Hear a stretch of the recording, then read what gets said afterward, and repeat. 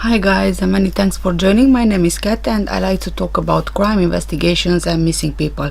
If you are new to my channel, please don't forget to subscribe below, hit that notification bell so you are the first one to know about any new videos I upload. Like and share the video. Thank you. Okay guys, now is the time for the coffee and the long read. Are you guys ready? I'm now going to read the interim report after the phone call of Maddie's disappearance was first made to the Portuguese police. This is a very long report, so please hear me out. For the attention of the Criminal Investigation Coordinator. At around midnight on the 3rd of May 2007, through a phone connection between the GNR in Lagos and this police station, the disappearance of a child was communicated. We went on location in order to perform the necessary judiciary inspection. Faced with the fact that the disappearance of a child, the investigation drew out the various possible scenarios. The child's parents, however, immediately attributed the fact the disappearance to the action of a third party defending the abduction. So straight from the beginning, Kate and Gerry pushed ahead the abduction factor of it. While the abduction being one of the possible scenarios, the family's actions led into that direction by publicizing the fact in a manner that had never been seen before. In fact, on the very next day after Maddie's disappearance, English television stations opened their newscasts already advertising the child's disappearance abduction.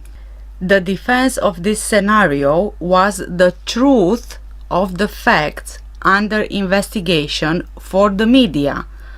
Time went by and that scenario was not confirmed as its presuppositions were not fulfilled. No ransom was ever demanded in exchange for information or for the child itself. Nevertheless, and considering the deposition by one of the friends, Jane Tanner, we could be looking at said scenario. Meanwhile, diligences continued in order to collect all kinds of information and always with the purpose of working all scenarios that were still a possibility. The information that was initially collected with family and friends was uncertain and had been worked upon by the group in order to strengthen the version that had been presented and defended. And this is exactly what the interim report says. According to the version of the parents and of the whole group, they went out to dine and all of them left their children asleep in their apartments. The group members held a meeting during which they agreed on certain rules that sustained a version of continuous checking of the children while they dined. The process includes a manuscript by one of the group members that supports this thesis. These principles, which in this manner have been shared by the entire group, have the effect that for the English public opinion, the whole group is always cleared, rendering any abnormal event that might last longer than 30 minutes impossible, given the fact that they all agreed that was the time lapse in which the children were checked. No one knows for sure. No one has got any proof whatsoever that they did indeed check on the children, apart from a manuscript which could have been written on the same night just so they are covered as a group.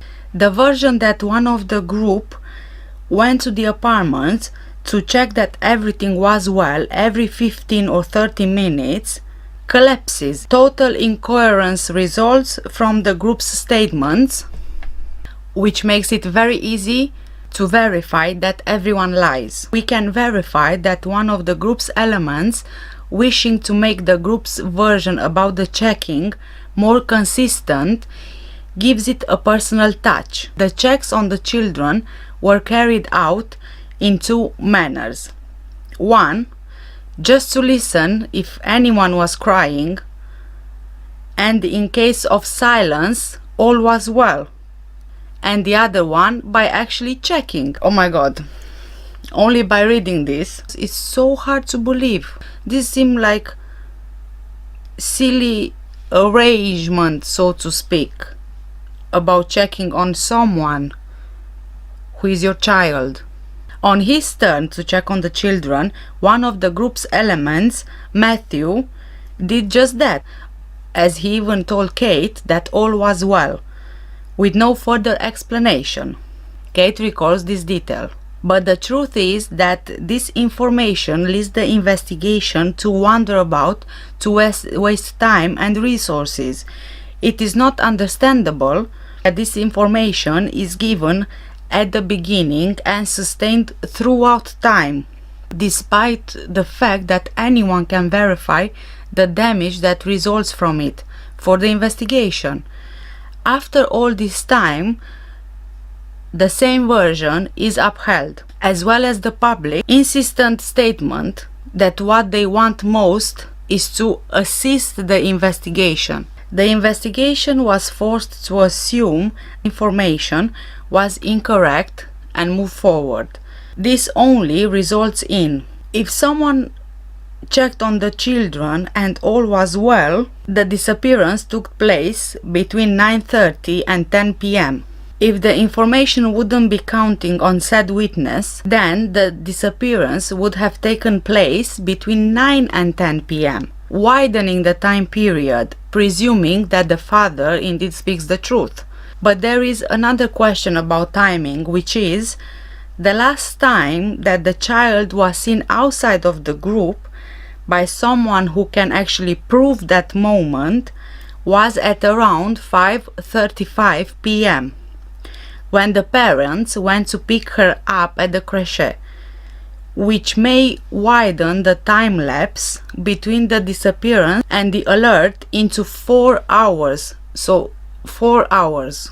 Continuing to analyze the information that was offered, we have one of the group's members, Jane Tanner, becoming a supposedly important witness due to what she told us. She saw someone crossing the street at dinner from the location of the disappearance into the direction of Robert Murat's house. This information directed and occupied the investigators' work for a long time. This may be an example of how information that is not correct may not only delay but may have led to losing the little girl. By insisting on the information, scenarios were outlined which failed to match said information with reality, but still long and intense work was carried out on that arguido. In the same manner, we can verify the discrepancy about the subjects in statements from Gerald and Jane, how they passed each other at only 2 or 3 meters distance, yet failed to see each other. Can they position themselves in such a reduced space and both fail to see the same person walking by? More correctly, one sees and the other doesn't. Even the location where they supposedly crossed ways is not very well defined by both. The moment chosen by witness Jane to make her statement about what she had seen and the explanation for that moment is unreal, which is to say, it is not easy to accept that any witness from the group, upon seeing someone with the child getting away from the McCanns, hadn't immediately acted or spoken, being certain that the description of the person was being consecutively altered, perfected. Therefore, there isn't much credibility in this deposition. Until now, we have been analyzing small distortions in the information that was initially transmitted, small alterations of the truth taking place, thus relating them with the investigation and with the direction it forced it into. The investigation didn't follow the command or the will of anyone. The family and group information that is fundamental in this type of crime was always distorted. It was as if it's true that she disappeared, it was as if Kate and Gerry, they just didn't want them to find her. But on the other hand, obviously, if they did indeed do something to Maddie, they would try everything to cover it up. The fact that the individuals were foreigners prevented until now that direct information about the persons of the group could be collected. The parents of the minor live in a society, the British, known through the press as being very demanding. The profession of both parents, medicine, completed by the fact that the father is a surgeon, increases this degree of demand and consequent tiredness. In a society that is identified internationally and in the media as being very demanding and with many and tight rules to establish those standards of existence, it makes it obligatory that people rest, make a professional retreat, take their holidays. Gerald McCann is a cardiovascular surgeon. In many moments of his professional career, he had to make decisions in thousandths of a second, which gives him a certain coldness and certainly provokes an increased tiredness. The enjoyment of a period of holidays supposes a rest through non-ordinary practices and freedom and exemption from schedules. Social life in such a holiday, in the present case, was facilitated by the fact that they traveled as a group. But that social life may, in a certain way, be touched by the presence and constant needs of accompanying the minors. This fact and need was clear in the deliverance of the children to the respective child centers and creches, according to their ages. The holiday time was not shared between parents and children. The 3rd of May 2007 had gone by until around dinner time in a natural way, according to the adopted style. After fetching the children from the nursery and the crèche, they went to the apartment shortly after 5:35 in the afternoon. But Kate went running for half an hour on the beach and then went to the apartment, and Gerald went to play tennis. While the tennis match was taking place, another member of the group who had been in touch with Kate in the apartment for a period of time that took between 30 seconds, according to Kate, and 30 minutes, according to Gerald, showed up. In 30 seconds, we may ask if everything is well and if anything is needed, little more. In 30 minutes, we can go ahead and do something that is requested from us. They put the minors to sleep at around 7:30 in the evening. Remained at home until around 8:30 in the evening, going to the tapas restaurant afterwards. They were the first to arrive out of the group. After the entire group was at the table, and when the meal started, the checks on the children began, in a way that is neither coherent nor acceptable. It could not be confirmed, and only the group defends it in sort of a unique version. Although they say in their statements that their strategic position in the tapas restaurant allowed them, the McCanns, to see the apartment where they'd left their underage children asleep, the examination of the spot reveals its faults. It must be noted also that according to the investigation, everything points to their position at the table being with their backs to the apartment. On that night, around 10:05 in the evening, according to her version, it was Kate that went to the apartment to check the children, coinciding with the end of dinner, at which she had arrived at around 8:30 in the evening. So, she returned to the apartment about 1.5 hours later, the time lapse during which she didn't see her children. It took her around 10 minutes. She then showed up at the restaurant and told the remaining members about the disappearance of her daughter Madeleine. It must be noted that Kate knew that, going back to the restaurant as she did, she would leave the twins, Emily and Sean, in the same dangerous situation.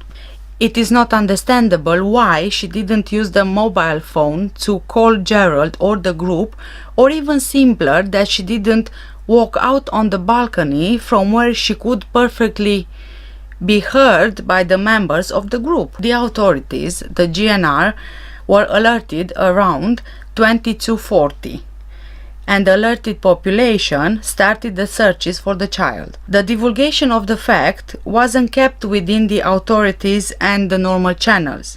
On the following day, British and Portuguese televisions were already broadcasting the news. However, the group had been reunited. The search was circumscribed to the interior of the apartment. Even before any search by the authorities in the surroundings started, the news about the possible abduction was already running along. By reasons, they said, of counseling and support, the parents asked for the presence of a priest at around 2 or 3 o'clock on the 4th of May. From the informal depositions they gave during the judiciary inspection on location, the information immediately induced the thesis of abduction. Simple things became disinformation. The question of the open or closed window, the shutter was up or down, the open balcony door, the front door merely shut or locked by a key. Despite everything, until a certain time in the investigation, the family sustained and fed the theory of abduction. However, on a date that cannot be precise, it was suggested by the family that a person should be consulted that could eventually indicate the probable location of little Madeleine's cadaver. This fact became inexplicable to the members of the investigation, given the fact that it was the members of the family themselves who raised the hypothesis little Mad is dead. Nevertheless, for the media, they continued and continue to declare their hope of finding their daughter alive. The first time that the hypothesis of the little girl's death was raised, it was effectively suggested by the McCann couple. While keeping several investigation lines open, it was decided to advance in the direction of a new inspection of the spot where the girl disappeared. The inspection technique is commonly used in the United Kingdom and consists of the use of especially trained dogs. Naturally, the dog's smelling sense is the sense at use. In the case of this sense, the difference between the human and the dog is of 5 million cells to 200 million cells. It must be highlighted that the use to this kind of inspection is frequent in the UK and the success rate is of 100%. One of the dogs is trained to detect cadaver odor and the other to identify traces of human blood. We now stress that the location of the cadaver odors signifies that physically the body is not on the place marked by the dog, but certainly it has been there as long as the dog signals it. As can be read in the process files, in this inquiry, the dogs inspected the following locations and items with the results described below. All the inspections were recorded in sound and image and were directed by our British colleagues that accompanied the dogs.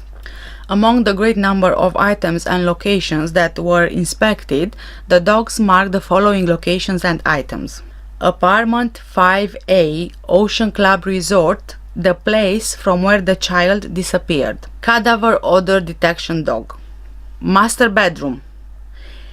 In a corner. By the wardrobe.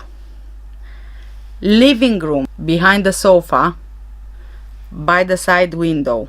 Six spots the dog detected. Now the blood dog. Living room behind the sofa. By the side window, exactly the same spot that has been signaled by the cadaver dog. Then the front garden of apartment 5A. Then the cadaver odor detection dog detected one of the flower beds. The dog handler commented on the lightness of the odor. Apartments where the rest of the group were staying, nothing was detected by the dogs. McCann's present residence at the time, nothing was detected in the house by any of the dogs. In Aldea da Luz village, nothing was detected by any of the dogs. McCann's family clothes and belongings, cadaver odor detection dog. 2 pieces of clothing belonging to Kate McCann. 1 piece of clothing belonging to Madeleine. Madeleine's soft toy. The cadaver odor was detected when the toy was still inside the residence, the McCanns, at that date. It was confirmed under out-of-the-house conditions. The vehicle that was used by the McCann family, cadaver odor detection dog, marked the car key, marked the inside of the car boot. Blood dog, marked the car key, marked the inside of the car boot. Car that was used by a family friend that was staying in the same resort on some of the same days. Nothing was detected by any of the dogs. All the cars that were used by Argito Robert Murat and the people that are close to him. Nothing has been detected by any of the dogs. In a total of 10 cars, the cadaver dog and the blood dog only marked the car of the McCann family, rented on the 27th of May. The locations and items that were marked and signaled by the blood dog are being subject to forensic exams, part of which are already concluded. Not less relevant is the refinement of the results that points towards Madeleine's DNA as being present in apartment 5A, behind the sofa, a spot that was marked by the cadaver and the blood dog. In every place marked by the blood dog, the lab confirmed that DNA was present. The media attention that has been given to the case and the search for information by said media has led to an evolution in Madeleine's parents' statements. All the information that was made public has contributed to the rebuilding of the story, adapting it to eventual police questions and to attempts to justify the indicia and consequent evidence that is being collected. Let's see. The media suggested the possibility that the children could have been sedated to be kept asleep and allowed the parents some rest. Distant in time, Kate's father, the grandfather of the child, Brian Healy, admits to the press that Kate could have administered some medication to the little girl, Calpol, to help the children, sleep, contrary to what his daughter Kate has been stating. Kate, through the PJ inspector that acted as liaison with the family, asked why samples weren't taken from the twins in order to test that hypothesis. She knew well enough at the time, more than 3 months later, that such an exam would be worthless.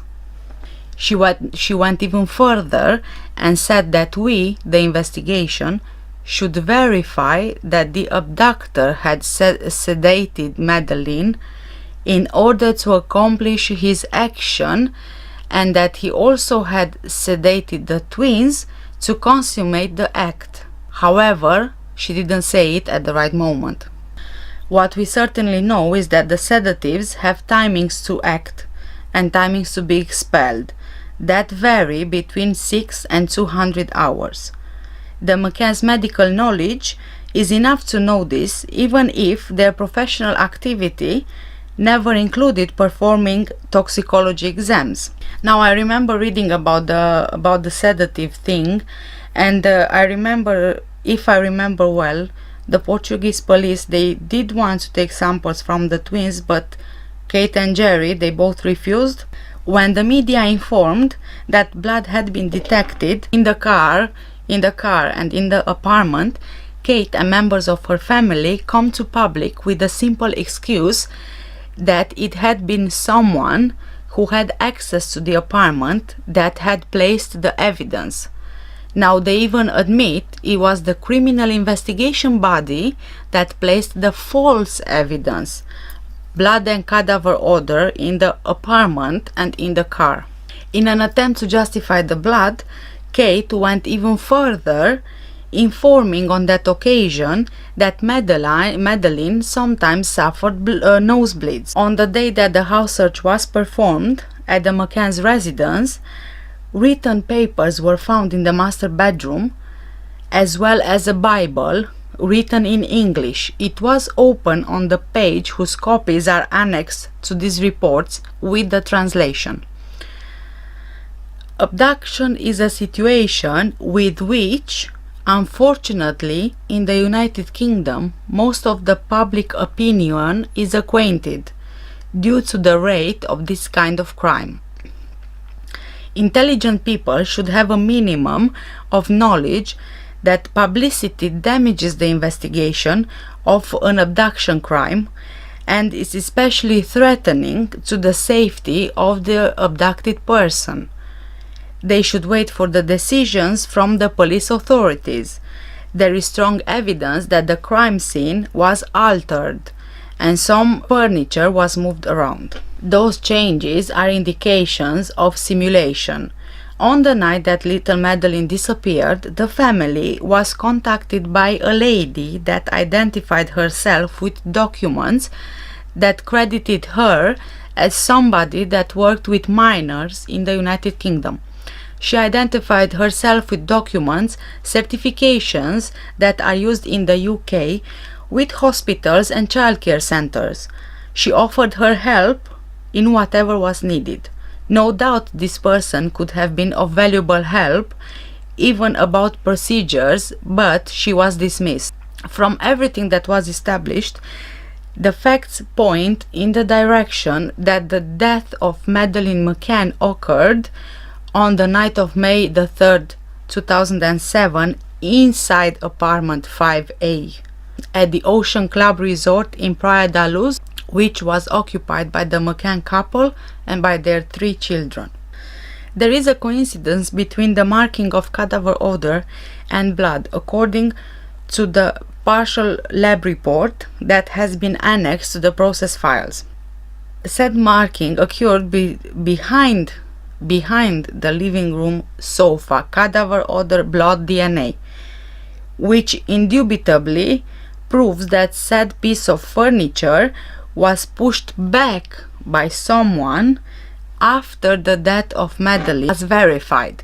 Because of the few traces that were recovered on location and subject to examination, it has to be admitted as a strong hypothesis that it was subject to a washing at the moment following the occurrence of death. In the same manner, the toy that was used by the dead child, which was found at the top of the bed where she usually slept, reveals that someone put it there at a moment posterior to death, given the fact that the bed doesn't have any cadaver odor. So after the death, the sofa was moved, the soft toy was moved. This is to say, an intentional modification took place in order to simulate a picture that doesn't match reality, in an attempt to take advantage for the simulation of an abduction. It must be added that the cadaver odor detection dog strongly signaled the bedroom where the McCann couple slept, which may indicate the moving of the corpse from the actual death spot, living room, into a non-visible part of said bedroom. Furthermore, a strong marking of cadaver odor was made on Kate McCann's clothes, which may indicate that she was in touch with the cadaver. There was also a strong marking of cadaver odor in the car that was used by the McCann couple since the 27th of May 2007, which, in conjugation with the blood dog's marking and based on the forensics that are included in the process files, which indicate the presence of Madeleine McCann's DNA in the car boot led towards not excluding a strong hypothesis that this vehicle may have possibly been used to move the cadaver 24 days after her death. The indication from the cadaver odor detection dog, as well as from the blood detection dog, on the key of the aforementioned vehicle, where the lab would confirm the existence of Gerald McCann's DNA, cannot be dismissed. This last signaling was obtained by the dogs after the key was put far away from the vehicle in a non-visible location. From everything that is exposed, the process file results in the following. The minor, Madeleine Mccann, died in apartment 5A at the Ocean Club Resort in Praia da Luz on the night of the 3rd of May 2007. A simulation of an abduction took place. In order to render the child's death impossible before 10 o'clock in the evening, a situation of checking of the McCann's couple's children while they slept was made up. Kate McCann and Gerald McCann are involved in the concealment of the cadaver of their daughter, Madeleine Mccann. At this moment, there seems to be no strong indication that the child's death was not the result of a tragic accident yet. From what has been established up to now, everything indicates that the McCann couple, in self-defense, doesn't want to deliver the cadaver immediately and voluntarily, and there is a strong possibility that it was moved from the initial place of deposition. This situation may raise questions concerning the circumstances in which the death of the child took place. Therefore, we suggest that the case files are sent to the Republic's prosecutor in the Lagos Legal District for a possible new questioning of the Arguidos Kate and Gerald McCann, an evaluation of the measure of restraint to be applied in this case. During the house search at the McCann's couple's residence, a diary-style manuscript was found, already photocopied, possibly authored by Kate McCann, admitting that it may contain information that may help to reach the material truth of facts. We propose that the photocopies of said document are presented to the illustrious judge for the purpose of its apprehension, if legal, its translation, and eventual collection of information to be included in the process files as necessary for the investigation. At this date, I subject the case files to your appreciation for you to determine whatever you may see as convenient. And this is the interim report. Now you can draw the conclusions for yourself. From what I understand, it's a cover-up. It truly is a cover-up.